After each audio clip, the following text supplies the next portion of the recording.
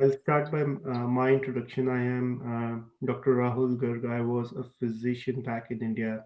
I did my MBA from IIM Ahmedabad, and post that I worked in pharmaceutical companies, pharma consulting, and my most interesting job was with Apollo Hospitals. I was a senior manager in the strategy team, working on innovative initiatives for Apollo. And post that, about 5 years ago, I moved to Canada. In Canada, I work with a large consultancy firm, and currently work with a world's second largest reinsurer in health and life sciences space. And my role so far has been to evaluate startups to do their clinical validity and to match them with a use case in the industry so that they can be taken to a next level. And that's my experience with these startups so far. I have advised or worked with about 20 of these startups in health and life sciences space. Welcome, Dr. Prabhu. We were waiting for you, and we have just started the introductions round, and we are live now. And I just told them that I went to a nice business school in India, and so I'll hand over the introductions to Dr. Prabhu now. If you can just introduce yourself about your work and make audience comfortable with you. Yeah, sure. I think it's so odd to hear Rahul call me Dr. Prabhu because for the rest of the Voice of Healthcare team and for the audience as well, we were batchmates or rather dorm mates. So he lived two rooms away from me. So we used to run into each other every day, but have lost touch over the past 4 5 years. So thanks for reconnecting us. So as a quick introduction, Prabhu Tirupati, similar to Rahul, I was a physician in India and worked across both private and public health before moving on to do my MBA and spent 3 years at McKinsey. Then did a startup of my own in a very different area. And over the last 2.5 years have been with Cois India. So I lead the healthcare work here, and we do two things. One is look at asset management, running and co-managing two private equity and venture capital funds. One of them with Pinak over here on the panel as well. So it's a pretty interconnected group, as you see. But the other one predominantly focuses on health. So that's a quick introduction of me. Okay, next one, Mansi. Can we go next? Yeah, yeah. Hi, this is Mansi Agarwal. I think unlike the others on the panel, I am a doctor but never really practiced, which is a good thing for my patients. I've been in the healthcare space over the last 10 years across different verticals, starting as an entrepreneur. I had developed a a novel medtech technology, sold that company, so have seen the entrepreneurial side. Uh, then I did my MBA like the others in the group, and moved on to healthcare investing. So, for the last 6 years, I've been in healthcare investing and investment banking partly. Now I work with Alchemy, which is a healthcare and a wellness focused fund, primarily looking at early stage investments. We look at Series A companies to fund, and so far we've done 5 investments, looking to do a few more. So yeah, it's been an exciting journey, and hopefully with this cohort, I'll also get to learn a lot more on how everyone's thinking about this space. Yep. Thanks a lot, Mansi. That is very interesting journey, very interesting profile. And coming over to Pinak. Pinak, please. Hi. My name is Pinak Srikhande, and I I practiced medicine for the most part of my life. In fact, 20 years of my life, I was on the clinical side of things. I was the director of critical care medicine for Fortis hospitals, three of the large hospitals in Delhi, including the Escorts Heart, Fortis in Shalimar Bagh, and Fortis in Vasant Kunj. Ran a team of about 350 odd people, managed 150 critical care beds. Was a part of the Fortis strategy team for infection control, quality control, and purchase and supplies management. Before which I was at Lilavati and did my MD from the Armed Forces Medical College in Pune. And then since 2016, I've been associated with HealthQuad, which we at HealthQuad, we basically invest in healthcare companies which will transform the way healthcare is practiced in future. At the same time, which have a strong impact proposition to be made on ground. So that's the kind of profile that we look to invest in. We've invested in 7 companies so far, and we are now looking to deploy from our second fund, which is a $100 million fund, where our ticket size would be anywhere between $2 and $10 million. Okay, very diverse group within all being doctors, but then some have less clinical experience, some have more clinical experience, and then some are working on consulting side and investing side. And I hope like this discussion will be very diverse in nature as well. And we have our next participant, Arun Pandey. I know Arun is not a doctor, so he adds a lot of diversity to this group as well. Arun, please introduce yourself. Great, thank you, Rahul. And I'm feeling that, after hearing from everyone that I'm the odd man out here because I'm not a doctor. But having said that, I do feel that this is going to be an exciting discussion as we bring in a very different perspective. So I'll quickly introduce myself. My name is Arun Pandey. As you know, I am based out of Toronto, Canada. Rahul and I, we don't live too far, so we keep in touch with each other very well. So I started my career from shipping. I was in Merchant Navy, and then I moved to Canada, and from Merchant Navy into accounting and finance, and then moved into consulting space. Currently, I'm a management consultant, provide consulting to many different businesses, ranging from large corporations to small businesses. I also interact with startup companies and help them with their challenges and with their setting up their businesses, financing, and many other challenges that they currently face. Primary focus area for my consulting is around service delivery. And as you can imagine, that service delivery cuts across many different industries. So I don't particularly focus in any particular industry. Having said that, I do have many years of experience working with banks and insurance company, but currently, I focus on many different industry which cuts across, ranging from manufacturing into retail and also public sector. I do a lot of work in the public sector as well, and that's where I think that the perspective that I'm going to bring on the table in terms of what I am hearing from other industries, what I'm hearing from clients, given the scenario that we are all locked down in our homes and there's a very uncertain times. So really looking forward to this discussion. And again, thank you, Rahul, for setting this up and putting together the agenda. I'm really excited about it. Yep. Well, thanks a lot, everyone, for being on this call. A quick time check. We are well ahead of our planned timeline, so we can be a little flexible with our responses, and we can take the liberty of jumping in and out of not just a fixed agenda, but if there is anything that comes across that we want to communicate to the audience. And so the reason we are here together is that there is an unprecedented situation outside, which is the reason we are doing this in a webinar and not in a fancy conference room. And the coronavirus, not just that it's a healthcare pandemic, but also that it's a condition that is impacting all spheres of life, all spheres of businesses, and people, entrepreneurs especially, who are working in who are anyways working in a very vulnerable environment. They want to understand how to accommodate to this situation, what's in the box next, and then they want to hear from people like all 4 of you who understand the market, who have a visibility ahead of the curve. So keeping all these factors in mind, Voice of Healthcare has done a great job in bringing together all of us on this platform. And I'll start with Prabhu. I know like you've worked in consulting for very long. You work with an investment bank, and you are a doctor yourself. So how do you see a healthcare system per se, whether it's India or global?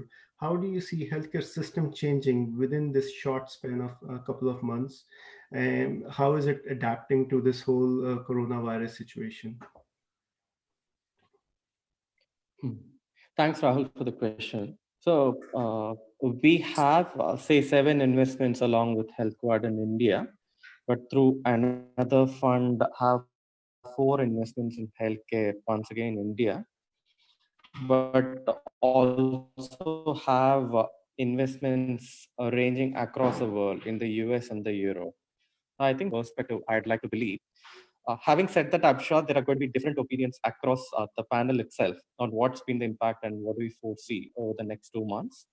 And from the audience as well, given my knowledge is going to be from the limited portfolio companies that we manage and the pipeline that we have been looking at. So happy to provide my perspective on this though. And let me restrict myself to the short to medium term. Of course, I think the line between short to medium is kind of blurring right now because we don't know when the lockdown's ending. But let me start off with healthcare delivery, the most obvious one. Uh, so far, with our multi-specialty hospitals, occupancy and footfall as well has come down quite a bit, about 60 to 80%. While with slightly less flexible demand like pregnancy, it's kept up a bit more. And we foresee that a lot of consultations are shifting, say, to online. But at the same time, wherever it's absolutely necessary, patients do find a way to come in. And a lot of transport systems have re-established themselves. So if you can't really avoid having a delivery, which is a case, like people do land up at hospitals. Where we see care delivery being a bit more impacted as, say, OPDs, say, slightly less rigid consultations like pediatrics or others as opposed to oncology. So that's where we see the impact. And specifically with respect to diagnostics, wherever things can be pushed out, have been pushed out. So that as well has had an impact. But there's a lot of pent up demand, specifically in healthcare delivery and diagnostics, which we see coming back over the next 1 to 3 months. So once hospitals open up, there are going to be patients who had pushed out uh, their consultations coming in, and hospitals are already preparing for it. The third area I want to speak about is supply chain, which has been interestingly counter-cyclical, given the increased demand for PPEs, ventilators, and so on. Our supply chain investments, in fact, have been working overtime, seeing how they can bring products domestically, but also from China into India, supplying different state governments and institutions, etc. So that's, in fact, seen an uptick. So I think and the last is around health financing, which we foresee that over the next few months, will see a pretty good uptick in terms of health insurance and other policies. But more specifically, we also think there's a increased awareness of health financing per se, and the need for disease-specific insurance policies, which align much more with consumer preferences than costlier all packages that involve the entire family. I think that's a quick snapshot across different segments. I'm sure I've missed out some, but I'm going to leave it to the rest of the panel to conclude. Yeah, and these are great thoughts. Mansi and Pinak, do you want to add anything? Are you observing anything changing in the healthcare system per se, like delivery or? Yeah. So I think to what has already been said, elective surgeries are taking a big hit, and I think, like you said, most of the hospitals rely on elective surgeries to drive their bottom line and top line. So I think that even for us, when we're looking at single specialty companies, that will see a hit at least in the near term, if not long term. So that is one area. But I think what we see is a big shift towards digital, which had not happened. I mean, pharma had not really opened up to digital companies. There was still skepticism, which I think in the last 1.5 months of lockdown has completely pivoted how they had looked at these offerings. So I think there we see a lot of companies coming up. We see a lot of traction, and hopefully, we'll see a lot of investments in future. Yep. Anyone else before we move on to next question? So I think I just want to add something which is probably not in healthcare, but what seems to be coming from across the world, which is non-healthcare but relevant entrepreneurs jumping in. For example, just around PPEs and masks, there are about 50 to 300 repurposed machines that are running 24/7 in each state of India, like rolling out masks, PPEs, and different methods of sanitation, because hygiene is going to be top of the mind for corporates. So how do you sterilize like handrails? How do you sterilize like carts at supermarkets? So those are areas that are already starting to come out. Not really in the area of healthcare, but hygiene, but pretty relevant for the times over the next 2 to 3 months. Right. So that's true, and because everything is changing, and we saw a plunge in stock markets, not in very past, and then people are not able to understand what's going to be the next big thing, what's not going to be the next big thing. So maybe somewhere, people who want to invest their money, they're not sure is the stock market or the gold or the startups, which startups, digital, non-digital. So Mansi, my next question is to you, like how has this current lockdown, this current pandemic has impacted the investors' confidence? Is it jolted or is it bolstered? Like, how are we seeing that confidence? Yeah. So, I mean, this situation has obviously caused a lot of uncertainty and the fear in the financial markets, as we can see across public and private markets. But I think majority of the VCs and the seed funds and funds like us, we continue to operate. But what will happen is that we will just continue to operate at a slower pace to evaluate investment proposals, but we will continue to be active. I think what I foresee is three things that are happening, at least on the private investor side, and these just might be my observations. Is that firstly, the focus has completely shifted on the portfolio companies. Most of the portfolio companies are facing the same situations. A lot of them, like Prabhu said, have seen a decrease in demand. Some have seen an increase as well, but I think everyone is currently realizing the challenges faced by them, and how they should move forward over the next couple of months. And we as investors and board members continue to support them. So I think a lot of our focus has shifted there.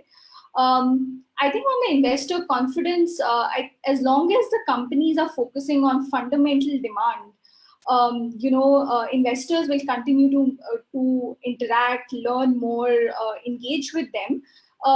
It's just that they will just be a little more prudent with their checkbooks. The evaluation of the proposals will probably now become more in-depth. Founders who understand businesses or have been in that space for a long time, core healthcare, might be able to spearhead their fundraisers quite successfully. So I think that's where there will be a slight change. And third, obviously, there will be a longer turnaround time, given the fact that there'll be more time spent on portfolio. There are logistical challenges of meeting with companies, and there will be lesser competition in the market. The market, the investor market itself is very competitive. So there will be a sort of relaxed competition there as well. So there can be more time that can be spent in understanding business fundamentals. So as far as investor confidence is concerned, I think there is enough investor interest if the companies are catering to businesses that can grow. I don't see a change there. It's just that it will probably be slower, but I think the demand for investing in good companies always remains. And historically, pandemic is the first time, but after recessions and after major financial downturns, have really, good companies come out. Right. I think it's not the confidence that's been jolted. It's more about becoming more cautious and taking more precautions. Just to extension to this question, Arun, Pinak, I know you also advise or look at more of these investments. First, Arun, how do you see confidence of the investors in the western part of the world amongst your clients? Yeah, so I definitely see that there is a heavy impact on investors' confidence at this point of time because of the uncertainty in the market. And when we think about investors' perspective, they definitely want to make sure that the risk that they are taking with their investment is minimized. So there are a lot of questions that need to be answered before their confidence is at the level when they start opening up in terms of their investment. Some of the thoughts and the feedback that I'm getting from their client is that currently, they want to have the wait and watch policy. But having said that, they also feel that there are lots of opportunities when we look at the healthcare sector or the public sector, because they have been front runners in this pandemic, and the work volume has increased. So they do see that there are lots of opportunities there. Short answer is that yes, there has been impact in their confidence, but I do see that they are cautious. But over a period of time, they also see this as an opportunity in a different areas. Their focus is definitely going to shift in some of the areas that we never thought of, because it's a very unprecedented situation. Yep, totally agree with that. Pinak, any thoughts on? So my, 2-3 things that I just wanted to bring back again. So a large number of otherwise, what I would call as sexy sectors in the past, now no longer are as attractive. And what that means, and in comparison to that, healthcare demands will continue to grow, especially post-pandemic. There is going to be the more emphasis on healthcare, both from a preventive side as well as from a therapeutic side. And here, that's the reason why healthcare as a sector is the least affected amongst all the other sectors. Yes, there could be a short-term or medium-term impact in the delivery models of healthcare, but that is not because the demand is not there. It is temporarily we have dammed that demand, and that demand will come back with a surge once sector opens up, or once the lockdowns open up. So that will come back. Now, of course, one can debate whether the FY21 projections will be met completely, or there will be some haircut to those projections. That is one debatable point. But overall, demand has not gone down. There is still an unmet need for healthcare in the Indian context, which requires to be met, and that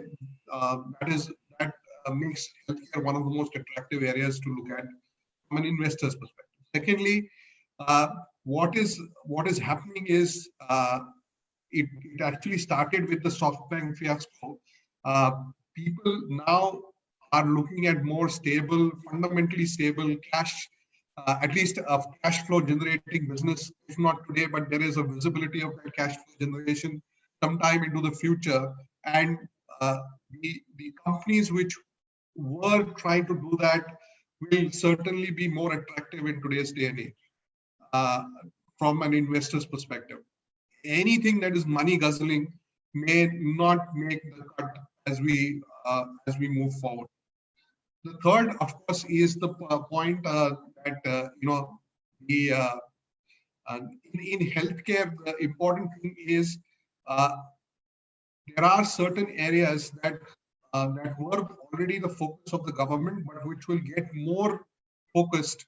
For example, there was already the need felt of strategically safeguarding ourselves against a Chinese lockdown in terms of APIs. That thought process had already started in 2018, and API will now become a very, very major and a critical factor which the government will push through as we move forward. So that is one area which is certainly going to be, well funded in the coming period. Similarly, medtech industry, to a large, if not to a large extent, but at least to a significant extent, will look at locally manufacturing products rather than dependency on China. And India could be an alternative source of medtech to the world, because the world wants to diversify its risks. and not completely depend on China for all its medical supplies. And India could, with its already inherent talent and a nascent medtech industry, uh, could be the answer to those doubts that the world has. Very valuable comments here, and I think there are lots of pointers for the entrepreneurs to pick up. I was never a big fan of solutions that are cash guzzling, and then 5 years down the lane there is nothing poof. So what's needed, I think, is more of a frugal innovation right now, which with the minimum use of cash can generate better returns, not only for the investors but also for the society. I think that's the need of the hour. And Prabhu, I know you are also looking at these startups in this sector with a very critical eye.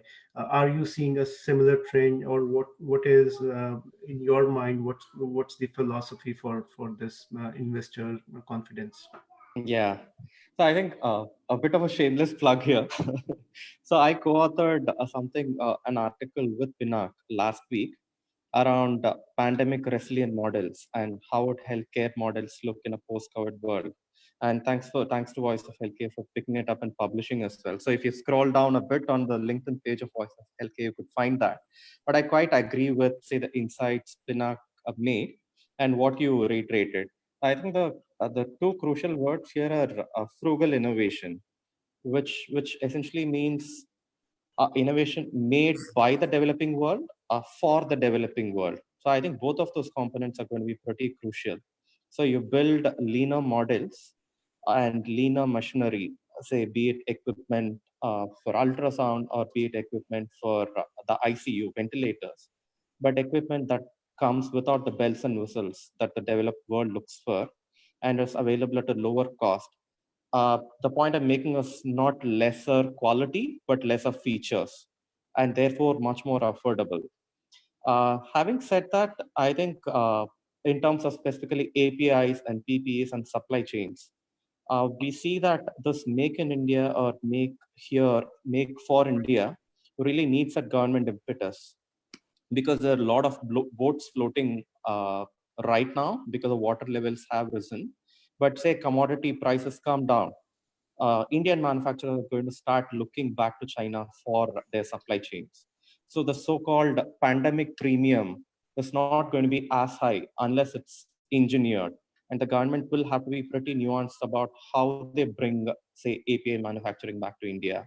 How do you make a dependence on China much less? And that's going to be through some nuanced tax regime measures, and will not happen just through capitalism and just through entrepreneurs. So there's more systemic level thinking without a heavy hand that's needed. Having said that, I think there are 3 or 4 areas that really are we foresee becoming more pertinent. One, like we spoke about, is medical equipment, where there is definite scope for making more equipment in-house in India for an Indian audience. The second is diagnostics. So specifically, like we saw, there is a need for rapidly developing diagnostics for these diseases as they come, but getting a test which is 99% specific and sensitive is just one part of it.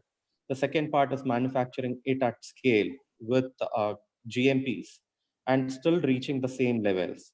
So that's where we see that there's a shift that's going to happen with the new wave of diagnostic companies that's come up, where they will start focusing more on creating a lot more of these reagents, and these manufacturing processes could shift to, say, silicon chips and other commodities, which are easier to manage and which lend themselves much more for rapid scale up and scale down in demand, as is the case you would see with pandemics. So those are some big areas that we foresee that will come up in say the near future. This discussion has answered many of the popular questions that I had on my notepad, and there is one more. There is one more very important question. Is like we are talking about healthcare, but then we know there are spillover effects. Healthcare is impacting other industries, and similarly, other industries are impacting healthcare. And that's where I want Arun to pitch in. Like, you work with industries outside healthcare, you work with manufacturing, banks, governments. How do you see a pandemic impacting them and their impact on healthcare, and vice versa? Yeah, it's a very good question, Rahul. And when we think about, and I have been hearing Prabhu and Pinak and Mansi, and completely agree with some of the points that they raised. And you really have to understand that, nowadays when we talk about the healthcare sector or the public sector, they don't work in isolation. There are collaboration that happens all across in other areas as well. Perfect example that Prabhu gave about the PPEs. And Rahul, you are aware that in Canada, when we were having issues with PPEs, government needed to get involved, and they work with the supply chain companies and the manufacturing companies to make sure that the delivery of PPEs have been done on time and the needs are met. So now, even when we look at the healthcare sector, they are not working in isolation. They are collaborating with other sectors, and that's the impact that's going to happen. Um, because all these other organizations and other companies are going to think very differently that how they are going to operate going forward. In the short term, obviously, there is a massive impact on supply chain. Technology sector is going to play a very big role, and what I am hearing from my clients that they see this as an opportunity because they want to provide the support to the healthcare sector and public sector. Public sector is a huge one because nobody ever thought that the governments will be playing these type of roles, and they will be heavily depending upon data modeling and working with the technology sector to really come up with a solution. Now we are talking about reopening of economy, and that's where the data science is playing a very big role to really understand that how we can open certain areas in the economy which will not adversely impact the pandemic situation. So to answer your question, Rahul, when in a very short way that we can definitely see that impact all over, but when we analyze further, we do see that it's not going to be just here for the short term, but it's also going to shift the mindset in the long term as well. When we think about contingency planning, and we have been doing service delivery for many years, I never thought that there will be any contingency planning for or business continuity planning for a situation like this when whole world is affected. We always had BCP thinking that one city will be affected, what will happen, we can have backup in the other city. But now we are thinking about that, the whole world is affected, everybody is working from home. Is this the new normal that we have to think going forward?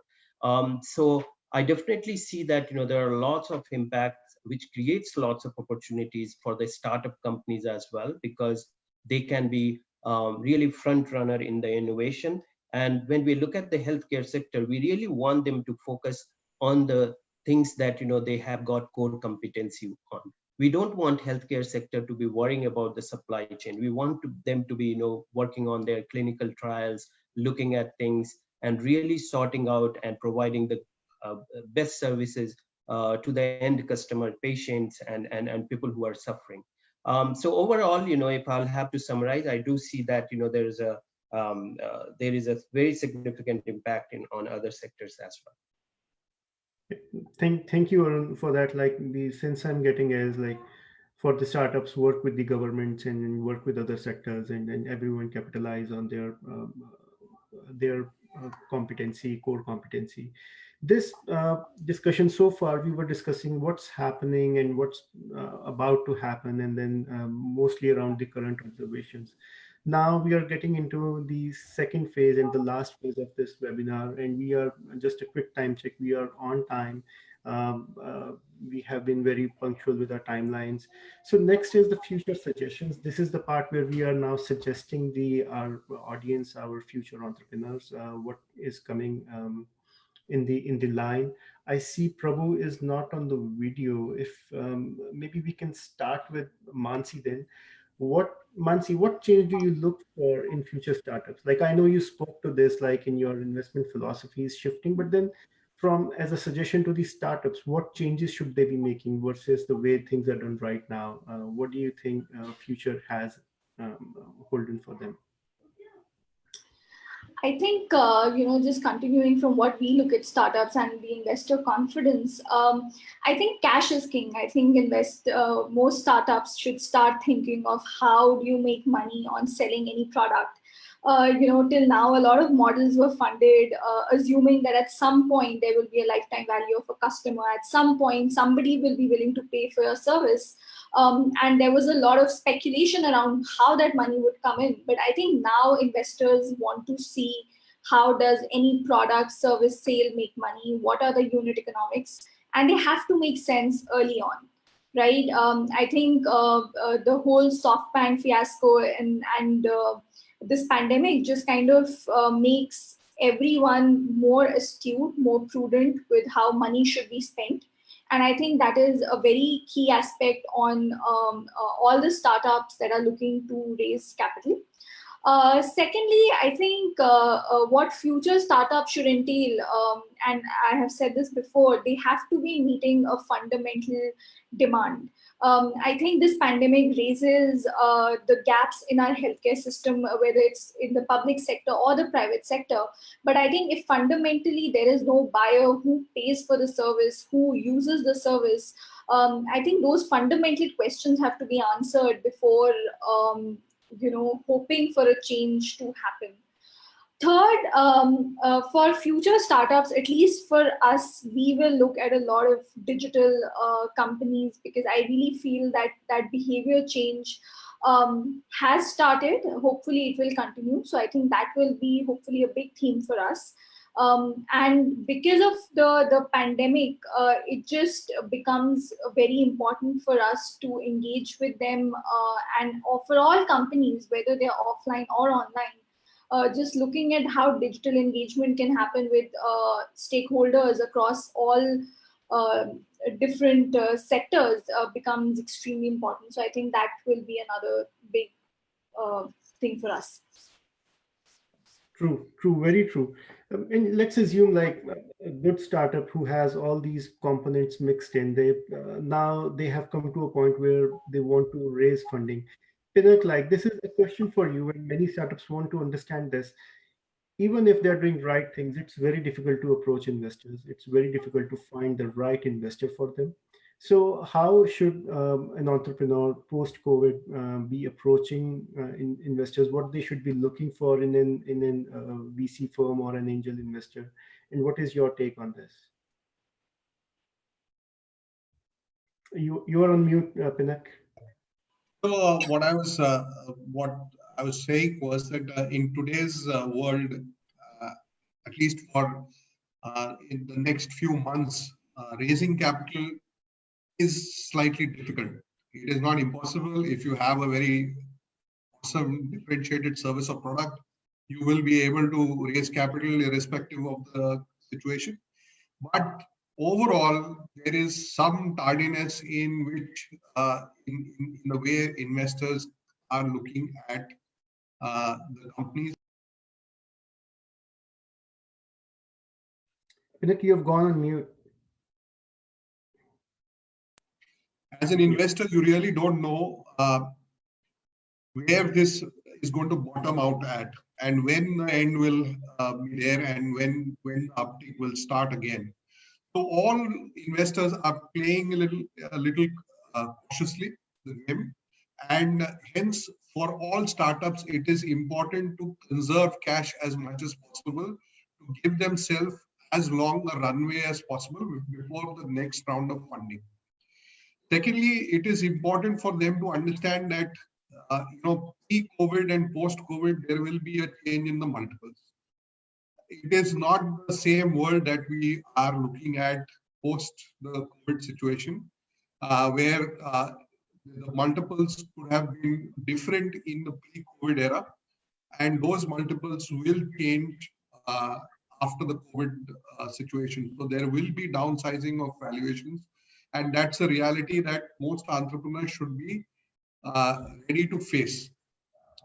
And this is not just one sector that is affected. It is globally, you can see, and it's not a country, not a specific sector. It's a global phenomenon, and everybody needs to be aware of that. Third thing, of course, is that even when investors are there with capital ready to invest in your company, the biggest challenge today is how do you value a company where again the future is uncertain. So it will have to be based on future projections or linked to a future revenue multiple or a EBITDA multiple. So people need to be used to giving, putting their money where their mouth is. When we're saying, okay, we'll do this revenue, then it obviously means that the investor will be putting in the money based on those projections. And if the company does not meet projections, then the valuation changes. So they should be ready for something like that, because these are difficult and different times. They are not the same as in pre-COVID eras. I would strongly recommend that if there are any kind of bridge round fundings that some investors have with high appetites, risk appetites have approached them. If they have approached them, then they should actually look at trying to do a bridge round with a discount to the next round or something similar to that mechanism where, because as Mansi said, cash today in hand is the king. Cash needs to be generated by the business as well as cash needs to be conserved while doing business. And if you have cash in hand, then you can, live to fight another day. Yeah. Pinak, Rahul, sorry, I missed your question earlier, but I quite agree with what has been said so far. Say, like a wise man once said, the right attitude will only lead to, say, great altitudes. So with respect to attitude, absolutely right. You need to be able to grind it out for existing entrepreneurs. In terms of aptitude, say, entrepreneurs need to be able to find these new business models, or even find business models that are like less cash flow sensitive. That's going to be super important. And can't agree more with what both of them said. Totally agree. And then the way we are seeing the markets and the times are so dodgy that entrepreneurs have to be cautious. Just the other side of the coin, what you mentioned, Prabhu, that a wrong altitude or aptitude can spoil your management. So entrepreneurs have to be very cautious. Pinak, like just a follow-up question, and Mansi, Arun, please feel free to jump up. That what we see traditionally is if there is a good startup, the startup has a lot of leverage in choosing the investor. Is this going to be true in future, or they are going to lose their leverage despite being a really good startup? So I think Mansi had already answered that question to some extent, and I echo her sentiment that there is going to be decreased competition amongst investors. Today is not the pick and choose model for a startup. They will have to kind of be cautious that it's not going to be there a case that people are lining up with suitcases outside the startup, even though that's an awesome business model, unless it's something spectacular. But still, it's a startup, so there are risks that are associated with that startup. True. Prabhu, there was Mansi, you're on mute. Oh yeah, sorry. So I think I just wanted to add to what Pinak was saying. The investor sentiment has not changed, but I think the startup has to be really exceptional to have multiple term sheets for them.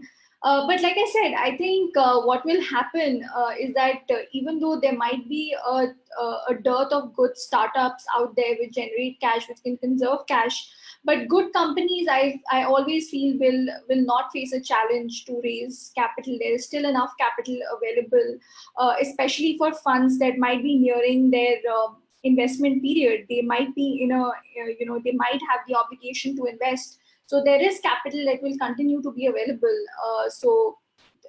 I don't think that should be a concern for any of the startups out there. That's true. True. Moving to Prabhu, like Prabhu, you mentioned that you wrote a paper and you mentioned about the role of technology. I read that paper online that there will be a higher role of electronic health records and whatnot in future. So, what do you expect out of life sciences and technology sector to be contributing to? And my question is specifically to this Corona situation, like to avoid Hmm. a future pandemic. How can they contribute? Yeah. Now, I think interesting question. One part of what we are looking at is models which are resilient to pandemics, like say how Mansi mentioned. But the other part is essentially this. This is not the last of pandemics. And then in an increasingly interconnected world, you are going to, like touch wood, have these again and again. So how do we prepare better for the next time? One chief thing that we see and has been spoken about multiple times is the role of tech. And Arun as well mentioned it a bit earlier. How do you bring analytics and healthcare together? One big use case that we see is identifying hotspots. So specifically with zoonotic diseases, if there is a transmission from, say, animal to human, how do you identify them early on? Even for like very common vector-borne diseases like chikungunya and dengue, how do you identify them much earlier on, and therefore put a lid on them before they spread?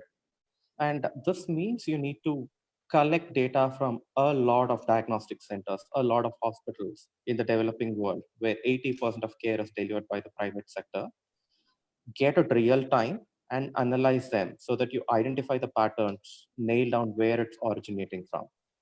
Specifically with COVID, it could be that you identify an outburst of, say, even the family of viruses, and then focus on, say, diagnosing any new strains. But collating this data while at the same time balancing patient privacy is going to be pretty key. So there are two components to this.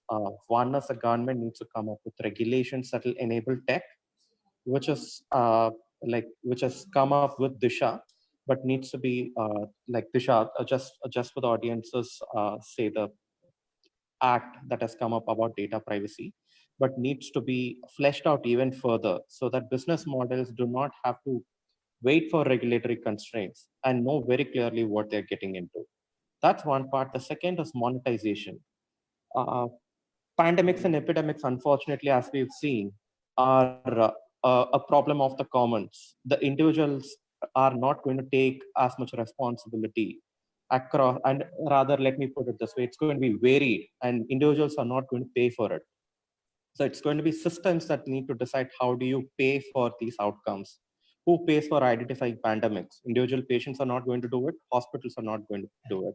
So how do we find monetization models for such important public health problems, which cannot be solved by existing business models? So that's one key problem for me that needs to be solved before all this talk about health tech comes through.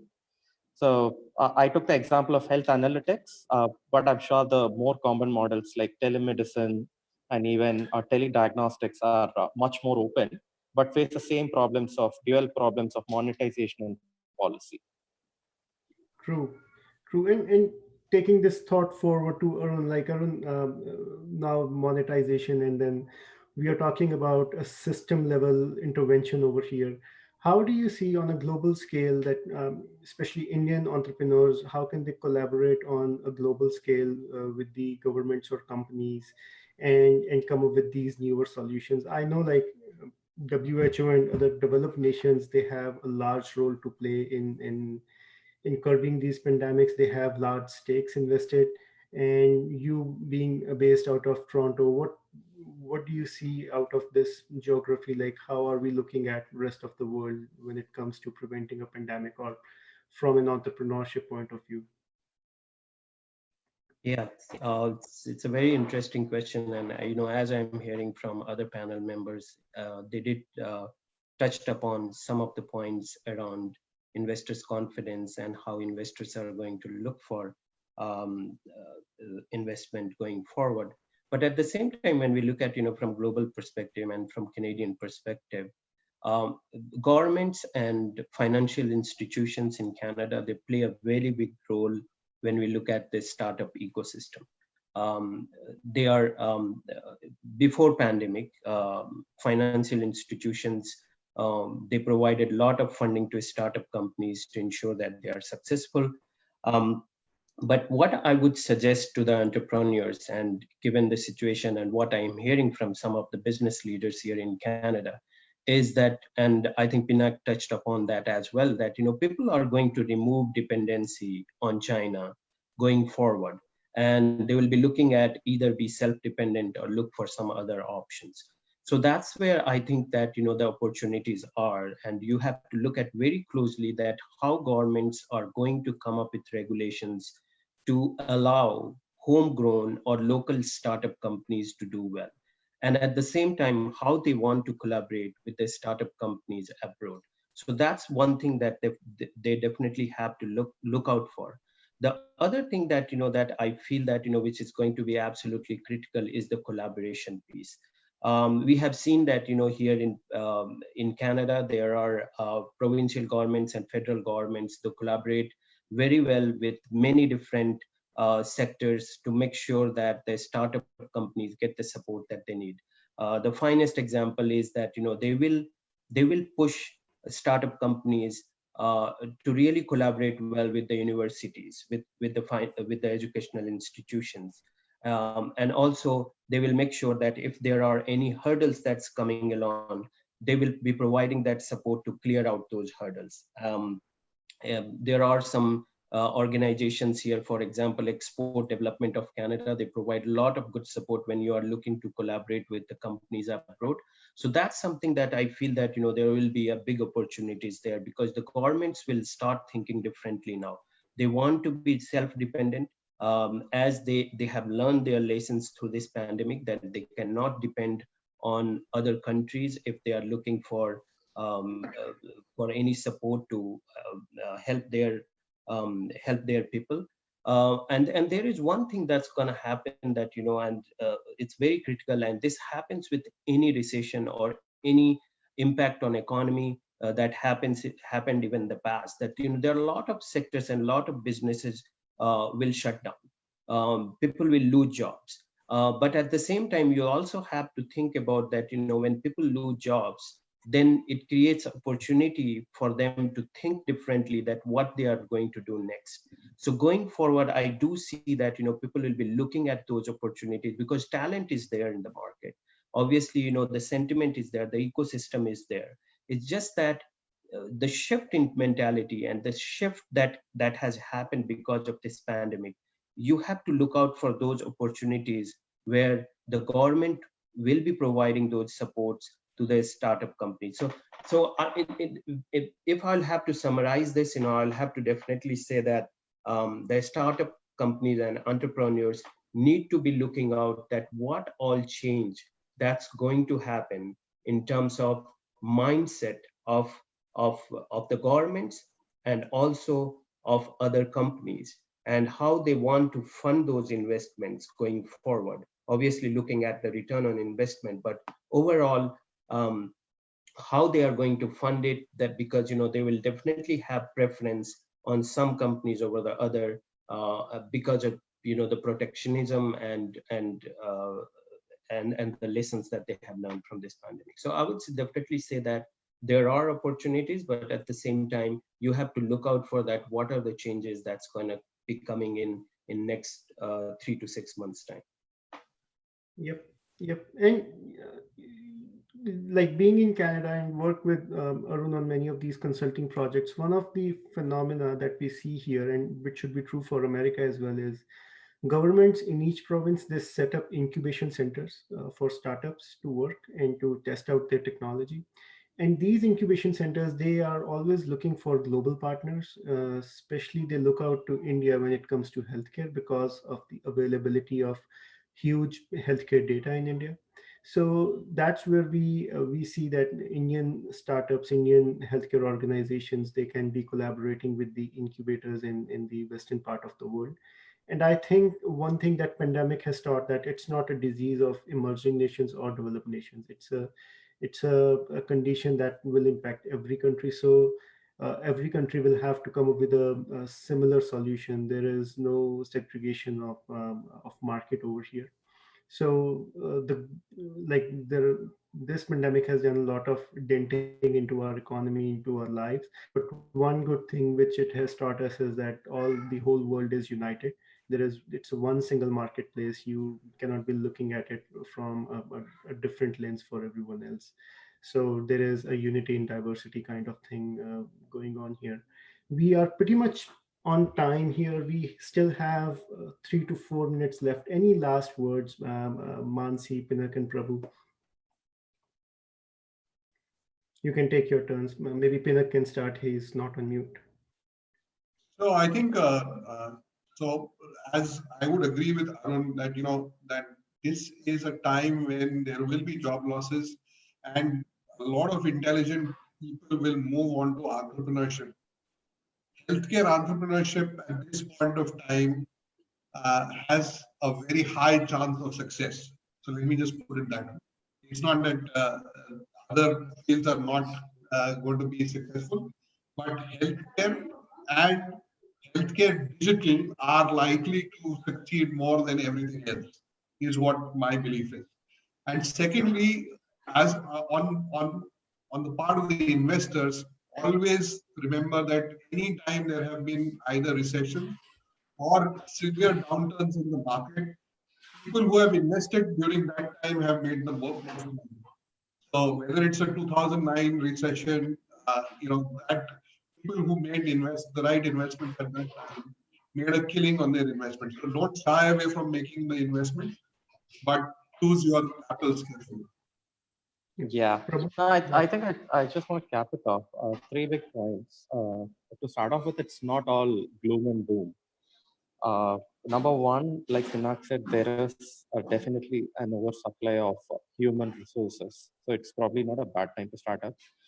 Number two, even if you do start up, you're not going to waste a lot of time figuring out if this will get funded or not funded, because investors are being conservative. So you'll know pretty early on that you're not going to get funded, that yours is not a business model that's going to work, and move on instead of wasting a few years with a lot of soft money. Let me put it that way.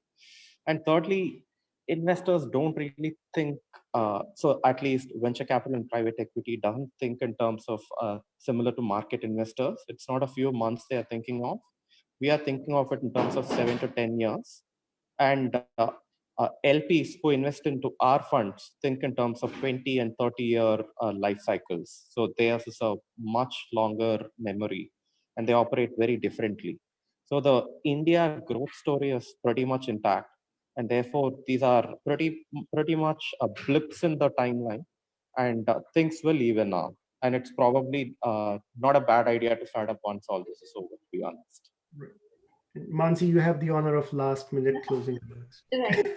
No, I absolutely agree with, I think, everyone on the panel, especially with Pinak and Prabhu. I think it is not all gloom and doom. In fact, I think India is one of the better poised countries to become a healthcare leader because of the talent, the sheer talent that's available, the manufacturing impetus that the government was trying to provide, and because of the scientific knowledge that we've always had. So I think at this point is probably a great time to be a healthcare entrepreneur. I personally believe that I think there is capital always available for good companies that cater to fundamental demand. 3 to 6 months doesn't change much in terms of business fundamentals. Yes, cash becomes king. It becomes important, but I think it is anyways how business should have always been done. Rather than how it was being done over the last 1 or 2 years, where there was too much money available and too easy money available. So I think fundamentals will remain strong, and good entrepreneurs will emerge and stay in the ecosystem. Okay, well, thanks a lot, everyone, for coming together. Thanks a lot to Voice of Healthcare for organizing this. We are pretty much on time. It's 7:30 a.m. in Toronto. It's, I think, 5 p.m. in India. So hope to get together with all of you at some point of time, or get personally connected on different platforms. Have a great day, everyone. Thanks, everyone. Thanks to panelists and to the audience as well. Bye for now. Bye. Thanks everyone. Thank you. Bye. Bye.